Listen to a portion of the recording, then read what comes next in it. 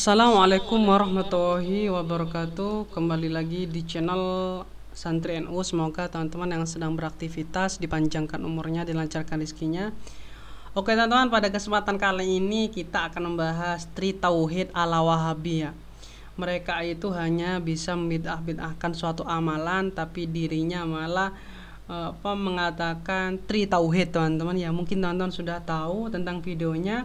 Dan kali ini teman-teman akan dibongkar langsung ya, sampai ke akar-akarnya ya, oleh salah satu syekh ya, Syekh Fathur Rahman ya, yang mana nanti akan menjelaskan konsep Tri Tauhid ya teman-teman ya. Konsep Tri Tauhid yang dikemukakan oleh Ustadz Wahabi, terutama yang ada di Indonesia. Oke, seperti apa videonya? Mari kita simak video berikut ini. Ya, baik, pemirsa TPR yang dirahmati Allah Subhanahu wa taala. Ada satu konsep tauhid baru ini. Yang pertama ditemukan atau diciptakan oleh Syekh Ibnu Taimiyah. Kemudian diikuti oleh Syekh Muhammad bin Abdul Wahab. Makanya dibawa kebetulan kitabnya ini. Kitabnya Syarah Kitab Kashfi Asy-Syubuhat. Ditulis oleh Syekh Muhammad bin Abdul Wahab rahimahullah. Pengarangnya langsung. Langsung pengarangnya, jangan katanya-katanya. Kalau kata-katanya nggak bisa dipertanggungjawabkan. Perhatikan. Ia membagi tauhid itu dalam 3. Taksimu tauhid. Pertama, tauhid rububiyah, Rabb Tuhan. Mentauhidkan Allah lah Tuhan yang satu, Sang Pencipta, Sang Pemelihara. 2, tauhid uluhiyah. Artinya Allah lah yang berhak diibadahi. Ketiga, tauhid asma wa sifati. Mentauhidkan Allah dari sisi nama dan sifat-sifatnya, hanya milik Allah. Perhatikan. Ada iskal. Iskal itu kekeliruan di dalam konsep ini. Perhatikan. Konsep dibagi dalam 3 bagian ini membuat rancu pemikiran tentang tauhid. Jadi ada orang yang bertauhid rububiyah, Allah Sang Pencipta, Sang Pemelihara, tapi ibadahnya syirik. Jadi kan bingung. Satu diri, ya syirik ya tauhid. Kira-kira nyambung apa enggak? Ya. Nggak nyambung. Makanya yang benar itu antara uluhiyah dan rububiyah itu sama. Ketika disebutkan uluhiyah yang dimaksud rububiyah. Ketika disebut rububiyah yang dimaksud uluhiyah. Satu kesatuan yang nggak bisa dipisahkan. Itu dalam Quran.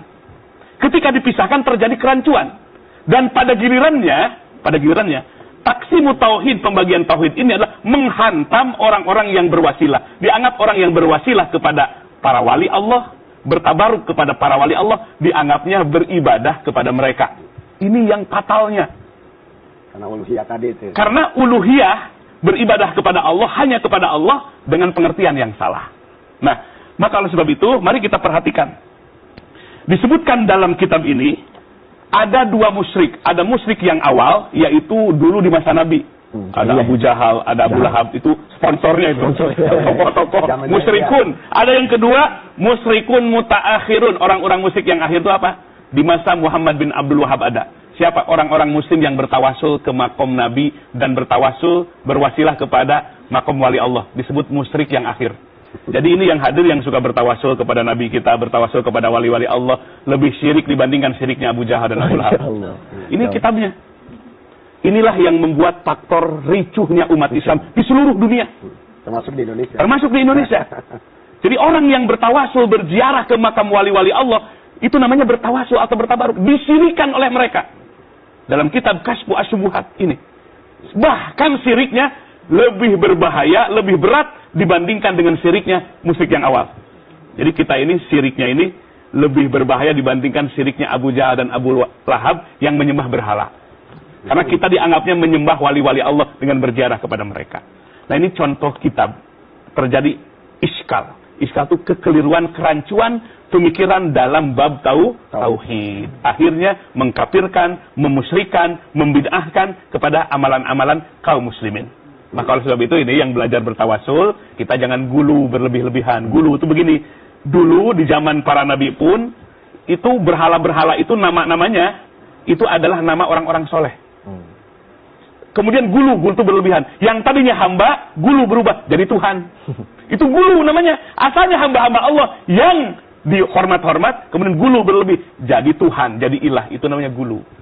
Kalau kita mencintai Nabi, selebih-lebihnya mencintai Nabi. Sehebat apapun mencintai Nabi dan menghormati Nabi. Sepanjang dalam kalbu kita, Nabi adalah hamba Allah. Tidak, gulu namanya. Quran pun memberikan penghormatan kepada Nabi. Inna wa ma arsalnaka illa rahmatan lil alamin. Mana kalimat yang lebih tinggi? Kami tidak utus engkau Muhammad kecuali menjadi rahmat kasih sayang bagi seluruh alam. Alam itu semua makhluk. Hebat nggak pujian Allah kepada Nabi kita? Kita sebagai hambanya belum secuil pun menghormati Nabi.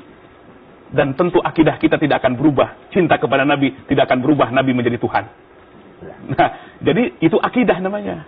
Nah, maka orang yang bertawasul, bertabaruk, kita mintanya kepada Allah, menyertakan orang-orang yang memiliki wajah, yang memiliki kehormatan di hadapan Allah. Sebab Allah pun menyebut Nabi Isa, Nabi Musa memiliki wajihan kemuliaan di sisi Allah. Nah, kita bertabaruk dengan mereka, bertawasul dengan mereka.